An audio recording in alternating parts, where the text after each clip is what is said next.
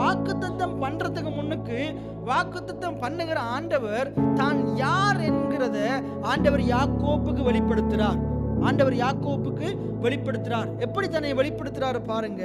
நான் உன் தகப்பனாகிய ஆபிரகாமின் தேவனும் நான் ஈசாக்கின் தேவனுமாய் இருக்கிறேன். உன் தகப்பனாகிய ஆபிரகாமின் தேவனும் ஈசாக்கின் தேவனுமாய் இருக்கிறேன் அப்படின்னு என்ன சொல்றாரு? உன் தகப்பனாகிய ஆபிரகாமை தெரிந்து கொண்டு அழைத்து அவனை இருக்கிற தேசத்தை விட்டு புறப்பட்டு போக பண்ணி பஞ்சத்தின் மத்தியிலையும் பலவிதமான நெருக்கங்கள் சூழ்நிலைகள் மத்தியிலையும் அவனை காப்பாற்றி அவனை பெருக செய்து அவனை உயர்த்தின தேவனாகிய கர்த்தர் கர்த்தரா நான் இருக்கிறேன். அதே போல நான் அவருக்கு வாக்குத்தத்தம் பண்ணினதை அவனுடைய வாழ்க்கையில காண செய்திருக்கிறேன்.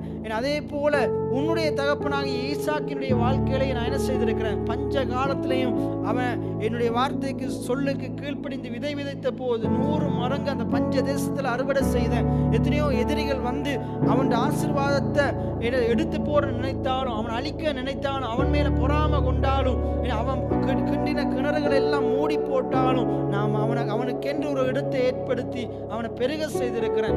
அப்ப அவன் இவர்களோடு கூட இருந்து ஆபிரகாம் ஈசாக்கோடு கூட இருந்து பெருக செய்த அதே ஆண்டவர் தான் உன்னோடு நான் பேசி கொண்டிருக்கிறேன். உனக்கு நான் வாக்குத்தத்தம் பண்ண போகிறேன். அவர்களுக்கு நான் செய்தது போல நான் உனக்கும் செய்வேன்.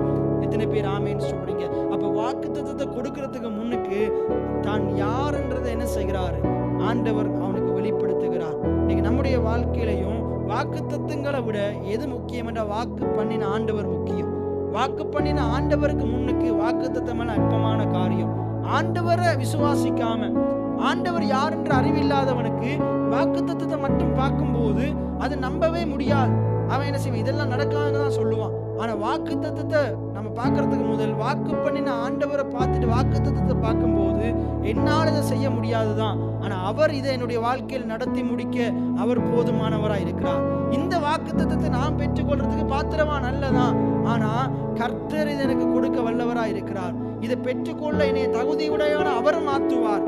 யாக்கோப்பு ஆண்டவரை விட்டுட்டு வாக்குத்தத்தத்தை பார்த்திருந்தா, நானே எங்க அண்ணங்காரனை ஏமாத்தி ஆசீர்வாதத்தை பெற்று வாங்கிட்டு வந்திருக்கிறேன், என்னுடைய அப்பாவை ஏமாத்தி என்ன செஞ்சிருக்கிறேன், ஆசீர்வாதத்தை பெற்றுட்டு வந்திருக்கிறேன், நான் இந்த ஆசீர்வாதத்தை பெறத்துக்கு தகுதியற்றவன். ஆனா அப்ப அந்த வாக்குத்தத்தத்தை கொடுக்கிற ஆண்டவரை பார்க்கும்போது என்ன விளங்குது? ஆபிரகாமும் இப்படித்தான் இருந்தார், என்னுடைய தாத்தாவும் இப்படித்தான் இருந்தார், அதே போல என்னுடைய தகப்பனாக ஈசாக்கும் இப்படித்தான் இருந்தார், தகுதியற்றவர்களா இருந்தார். ஆனா தகுதியற்ற இவர்களை தகுதிப்படுத்தி அந்த ஆசீர்வாதத்துக்குரிய வாக்குத்தத்தங்களை கொடுத்து அந்த ஆசீர்வாதங்களை சுதந்திரிக்க வைத்த ஆண்டவர் தகுதியற்ற